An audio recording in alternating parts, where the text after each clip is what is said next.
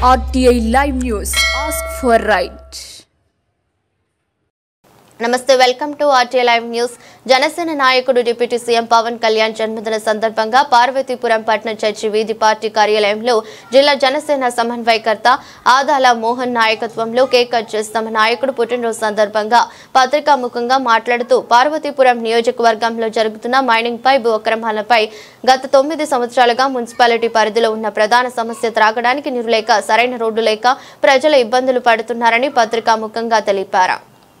CM గారు అయినటువంటి మా అధినేత బడుగు బలహీన వర్గాల ఆశా జ్యోతి రాజకీయాల్లో తనకంటూ ఒక ప్రత్యేక స్థానాన్ని సంపాదించుకున్న ఐడియాలజీ అవగాహనతో ముందుకెళ్తున్న భవిష్యత్ తరాల వారికి నూతన నాయకత్వాన్ని ఇవ్వాలనుకుంటున్న పవన్ కళ్యాణ్ గారి పుట్టినరోజు సందర్భంగా ఈరోజు పార్వతీపురం మన్యం జిల్లాలో ఈ వేడుకల్ని ఘనంగా ఏదైతే జనసేన పార్టీ నిన్న మాకు గైడ్లైన్స్ ఇచ్చిందో అధిష్టానం గైడ్లైన్స్ మేరకు మేము అనేక కార్యక్రమాలు చేసే ప్రయత్నం చేస్తున్నాం.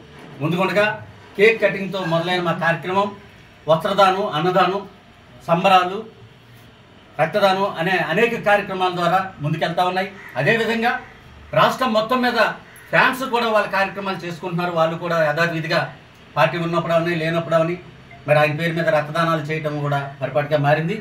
అధికారికంగా ఏదైతే మా పార్టీ మాకు సూచించిందో అదే షెడ్యూల్ని మీరు కన్సిడరేషన్ చేయాలని ఈ సందర్భంగా మీ అందరినీ కోరుకుంటూ మరి ముఖ్యంగా ఈరోజు ఆయన పుట్టినరోజు సందర్భంగా ఈ మన్యం జిల్లాలో గత రాజ్యాంగం రాసిన దగ్గర నుంచి ఈరోజు వరకు అభివృద్ధి పేపర్లకే పరిమితం అయిపోతూ నిధులు విధులు అన్నీ దోపిడీలకు గురవుతున్న ఈ మన్యం జిల్లాలో అడిగే నాదుడు లేడు అనే ఇష్టానుసారంగా అధికారులు ఈరోజు బిహేవ్ చేసే పరిస్థితి. అలాగే రాజకీయ నాయకులు కూడా వీరేం తీసుకోరు.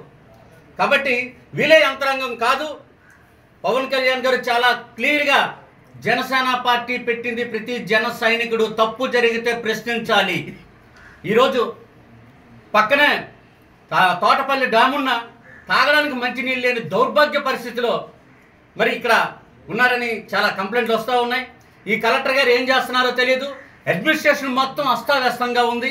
మరి అక్రమార్కులు మరి అక్రమ మైనింగ్ అంటే మైనింగ్ జరిగే 6 నెలల కోసం చూసాం, ఆదేశాలు వచ్చినాయి. తప్పు చేసిన రాజకీయ నాయకుడు అవని అధికారమని ఖచ్చితంగా జైలుకు పంపించే కార్యక్రమాన్ని చేస్తాం.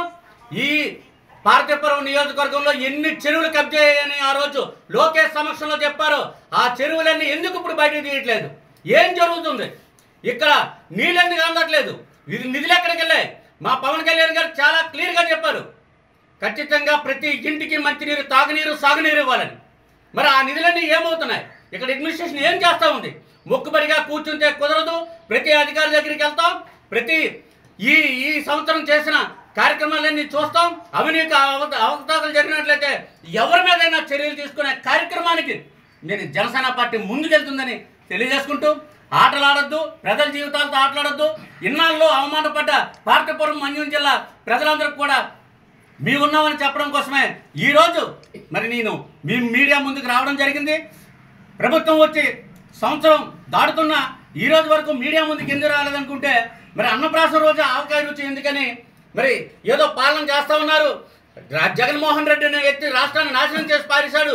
కాబట్టి నిధులు గట్రా కొద్దిగా ఇబ్బంది పడే పరిస్థితి ఉంది, పాలన సక్రమంగా లేదని ఊరుకుంటే ఇష్టానుసారంగా దోపిడీలు జరుగుతున్నట్టు ఈ రాష్ట్రంలోనే అవినీతి స్థానంలో మొదటి స్థానంలో పార్వతీపురాన్ని నిలబడినందుకు సిగ్గుపడుతూ దాన్ని రెక్టిఫై చేయడం కోసం ప్రతి జన సైనికుడు ఈ రోజు నుంచి ముందుకెళ్తాడు. ప్రోటోకాల్ తప్పకుండా పాటించండి.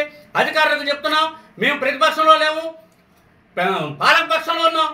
ప్రోటోకాల్ మాకు ఇవ్వండి, మీ ధర్మాన్ని మీరు పాటించండి, మరి జీవోలు పాటించండి, ప్రజలకు న్యాయం చేయమని హెచ్చరించడం కోసం చేయకపోయినట్లయితే మా దగ్గర పెన్ ఉంది, ఇష్టానుసారంగా చేస్తామనుకుంటే మేము రాజకీయాలు చేస్తాం, రాజకీయ అనుభవం ఉంది, మా చేతిలో పెన్ ఉంది.